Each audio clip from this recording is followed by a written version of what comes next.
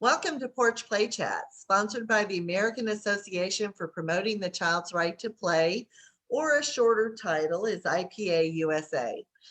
IPA-USA is the USA affiliate of the International Play Association, and that association's website is ipaworld.org. As part of our efforts to promote play, Porch Play Chats are conversations that focus on a wide range of topics with experts that are just as passionate about play as we are.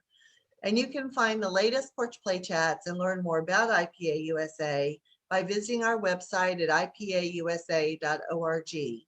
Up in that top right-hand corner is you can find our YouTube channel and our Facebook page and our Instagram channel.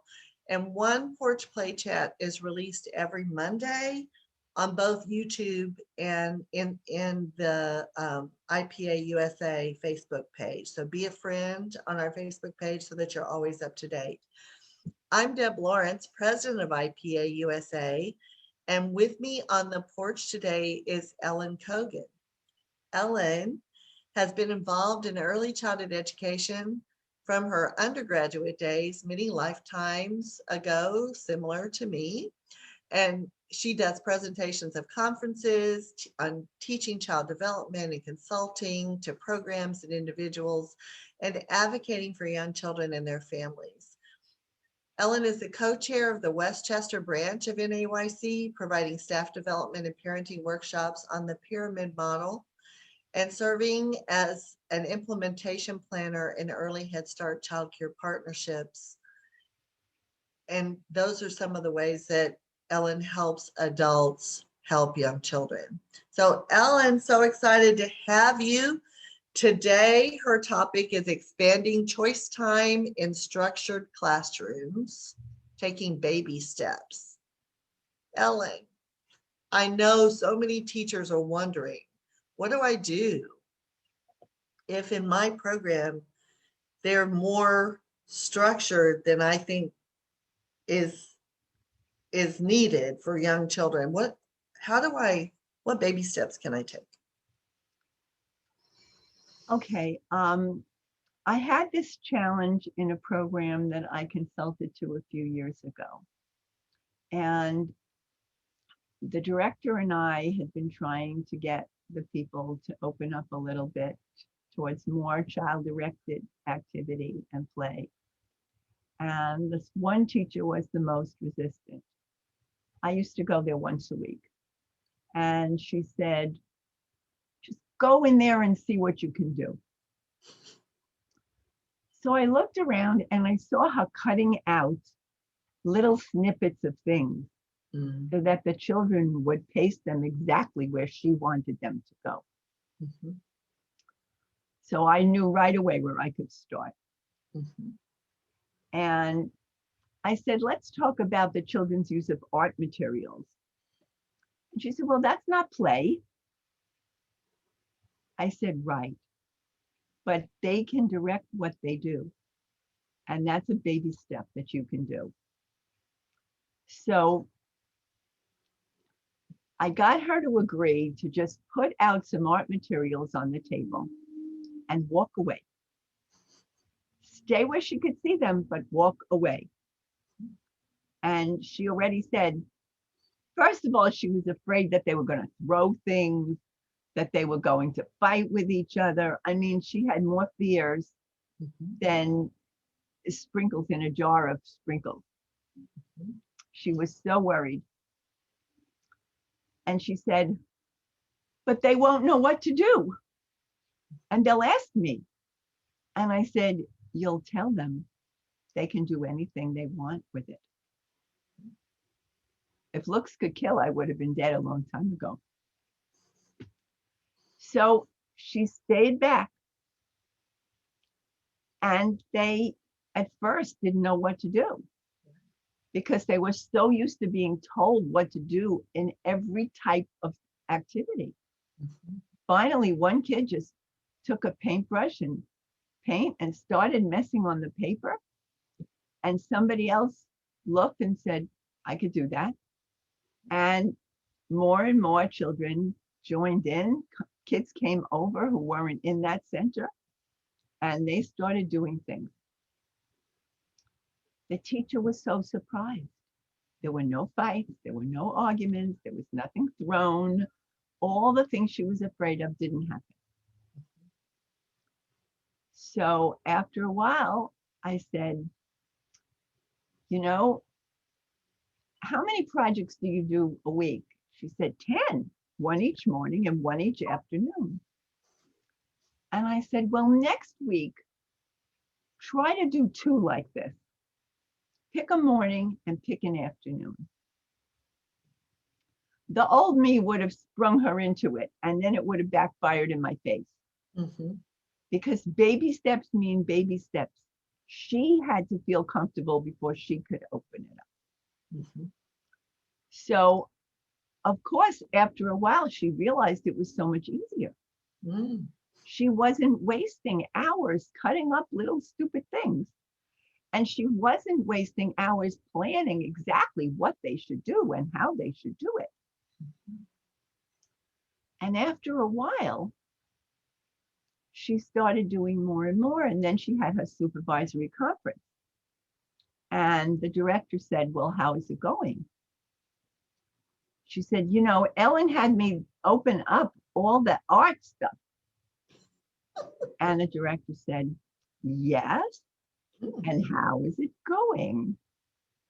She said, could I do this every day? The director was so thrilled that she called me when it wasn't my day, which she almost never did. She said, Ellen, you won't believe this. So now that she was a convert, I invited her to speak to the staff meeting. Mm-hmm. The next time we had a full staff meeting. And she started telling these teachers about how this wonderful thing that she discovered, and it was all like she invented it. And she kept looking at me and I kept nodding, and I was so proud of her.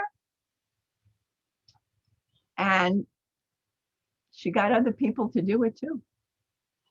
And after that, then I said, okay, now what? Because, all right, they're choosing what they're doing in the art corner, but all those other centers, she's still telling them how to play and what to play. Mm-hmm. So we just segued with one thing into another. And we picked one, I don't even remember what it was. I think it was dramatic play, because she had been structuring their dramatic play.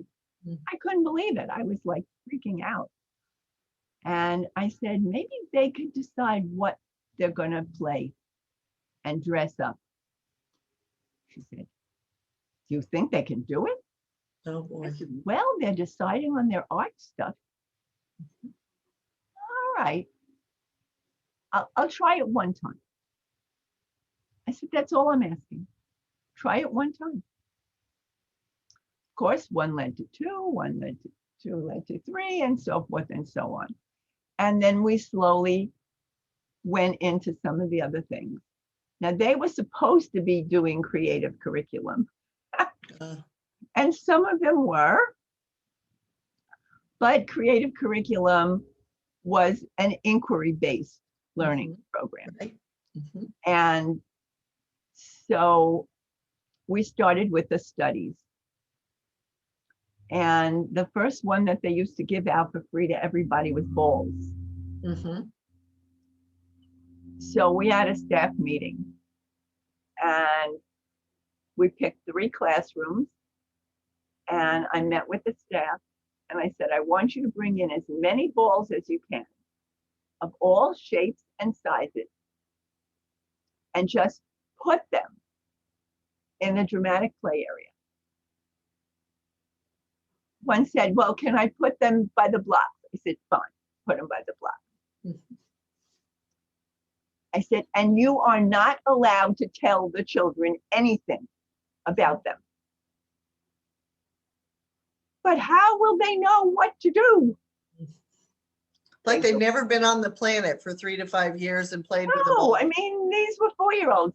It was a school for learning disabled children, and many of them had um, problems with language and physical problems and motor problems. And almost whenever I went into a classroom, there was at least one special person with PT, with OT, with speech, whatever.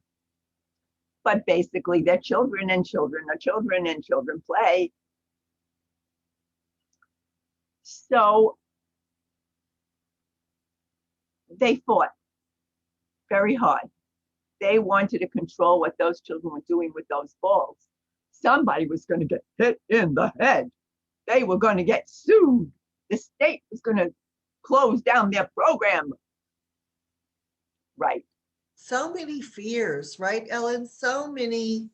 I think classroom teachers and directors and administrators are so fearful that they are almost paralyzed with trying something different because of all of these fears. Just like you explained with the teacher with the art materials, they're going to throw them. It's going to be a free-for-all. They're going to hurt each other. They're going to blah, blah, blah. They're going to blah, blah, blah. But yet, because you were patient and because you did baby steps and because you suggested one time to try it, and then how did it go? And then maybe twice a week out of the 10. I think as early childhood people, we make our job so much harder than it needs to be. And that's where we begin to lose the joy of what we're doing, right? Because we have to be in control for a variety of reasons. Some is our own personal thing. Maybe we didn't have any control when we were growing up, so we want to control. But I think other times it's fear that, we're going to get sued, or they're going to hurt each other, or, oh my God, somebody might get hit in the head with a ball. Well, And okay. blame me for it. It will be all my fault. Ah! The parents will get mad that I'm giving them an accident report. And so, and I always go back to when I was a teacher in a pre-K program, and I had a parent who had fear. And she, if there was an accident report, she freaked out. Why weren't you watching him? Why did you let him fall? And so I finally had to say to her, he fell today. No one pushed him. He fell. Falling is part of life. He needs to learn how to pick himself up. Now he learned nobody pushed him. He didn't trip over anything.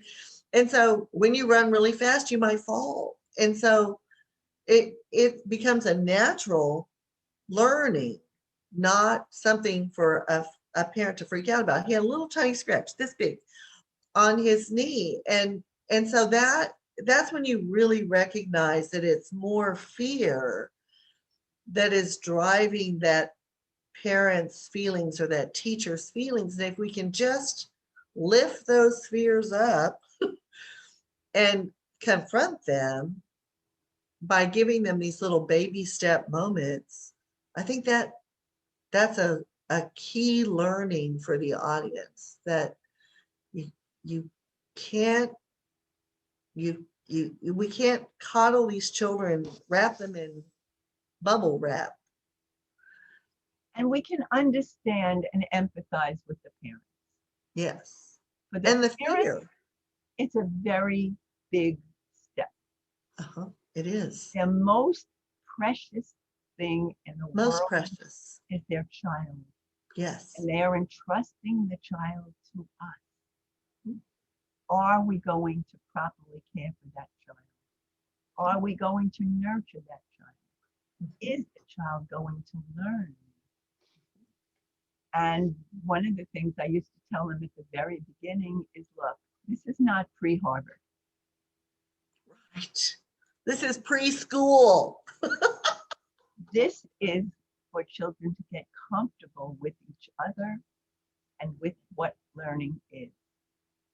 And we help them learn skills that they'll need. We help them learn to play with each other. Children are not born learning how to play. They're not born learning the skills that they need. And they need plenty of practice and plenty of time. And they need that. They're And born give it to curious, them. right? And they want to explore and discover. I mean, that's part of that. I mean, you can't see an infant that's not wanting to be curious and explore, or a toddler that's not wanting to be curious and explore. But I think we don't recognize that that is learning for that age group. And we don't do flashcards with infants, and we don't do flashcards with toddlers, and we don't do flashcards with preschool, but that we provide space for them to do what's innate in their body, that developmental track that they happen to be on, and everybody's is different, where they can play and where they can choose where they play, and they can choose for however long they want to play there. I'm so glad you said choose. Yeah. I was consulting to a program in New York's Chinatown. Hmm. And one of the senior members, who was a teacher for more years than I was alive at that point,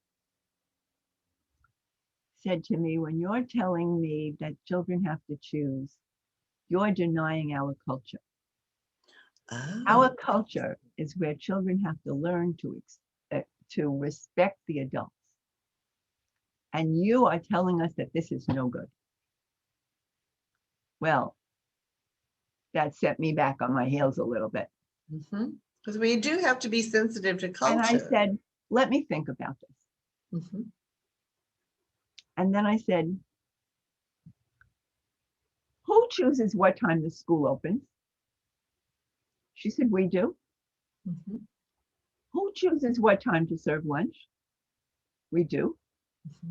Who chooses when they go to the playground? Who chooses when they come back from the playground? Who chooses what day they're going to go on a trip? Well, by the time I got to the 20th, who chooses? She got it.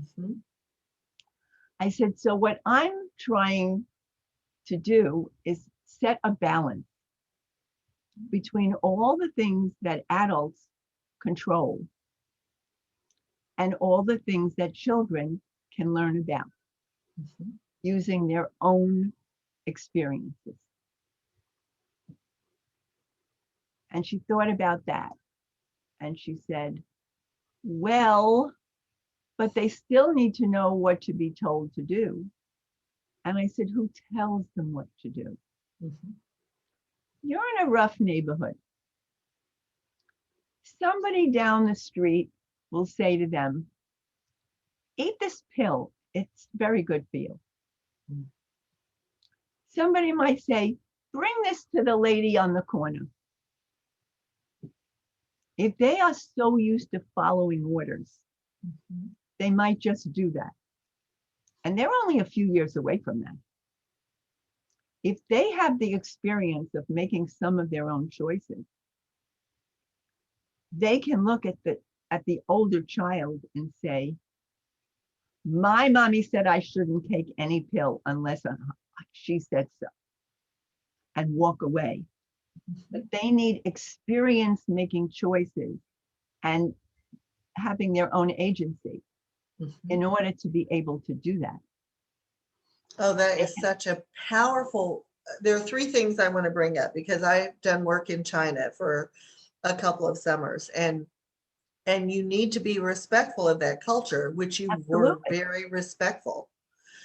But again, giving the list, asking the questions about who decides, and then relating that to why children need to develop their own sense of agency and to have experiences and choice, so that when they grow up, they have an opportunity to understand what's a good choice and what's a not so good choice, and have learned from it, so that the older they get, they have that ability to make those decisions on their own instead of waiting for some adult to tell them. I think of college students who have been in an authoritarian home where Exactly. every decision was made for them. There were rules they had to follow. There was no choice.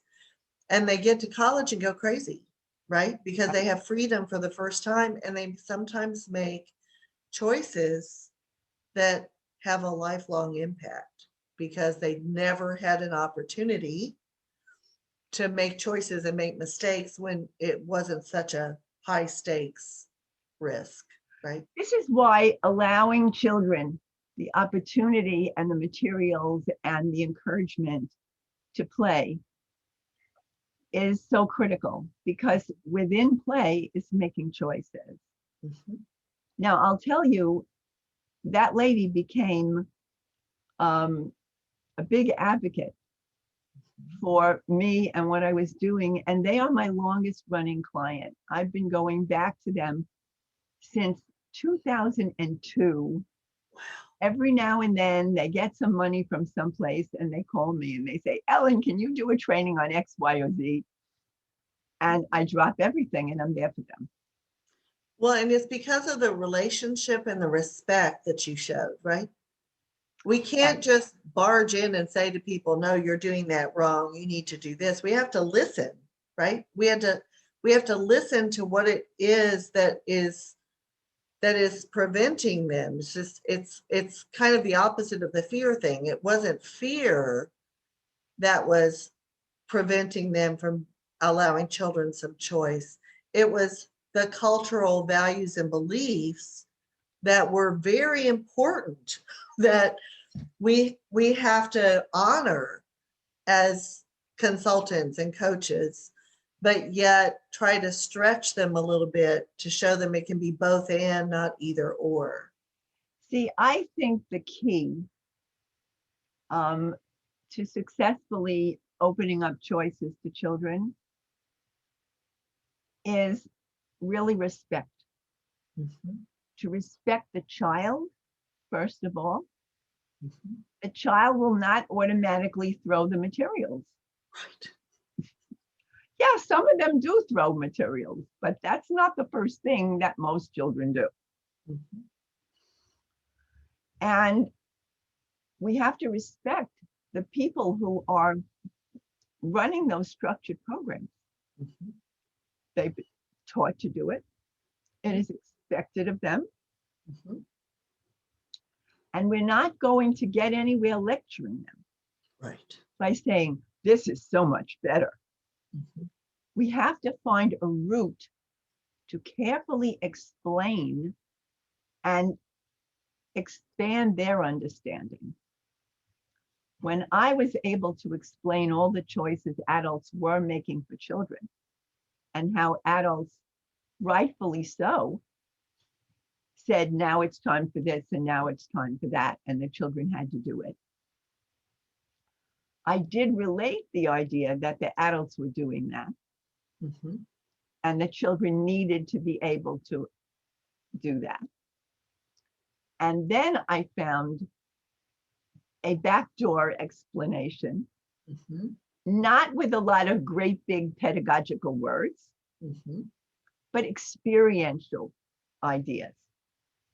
Because when it's something that comes from their experience and they can see it, they see the teenagers getting in gangs and doing drug deals. Mhm. And they don't want these little children to grow up like that. Mhm.